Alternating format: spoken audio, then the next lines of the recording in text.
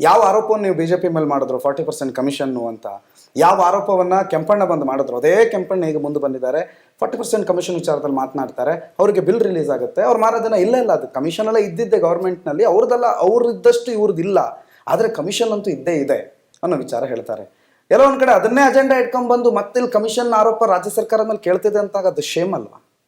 ನೋಡಿ, ಒಬ್ಬರ ಕೈಯಲ್ಲಿ ಇರೋಲ್ಲ. ಈಗ ನಾನು ಈಗ ಒಂದು ಇಲಾಖೆ ಅಂದರೆ ನಾವು ಮುಖ್ಯಸ್ಥ ಇರ್ಬೋದು, ನನ್ನ ಕೈಯಲ್ಲಿ ಭಾಳಷ್ಟು ಸ್ಟೆಪ್ಸ್ಗಳಿದೆ, ಸೈನಿಂಗ್ ಅಥಾರಿಟಿ ಇದೆ, ಡಿಸಿಷನ್ ತೊಗೊಳೋ ಅಥಾರಿಟಿ ಇದೆ. ಎಲ್ಲೋ ಆಗ್ತೈತೆ. ನಾವು ಪೂರ್ತಿ ನಮ್ಮ ಸರ್ಕಾರದಲ್ಲಿ ಅಥವಾ ನಮ್ಮ ಇಲಾಖೆಯಲ್ಲಿ ಸಂಪೂರ್ಣವಾಗಿ ಭ್ರಷ್ಟಾಚಾರ ನೀತಿ ಅಂತ ಹೇಳಲಿಕ್ಕೆ ಆಗೋಲ್ಲ, ಅದು ಅಸಾಧ್ಯ ಕೂಡ.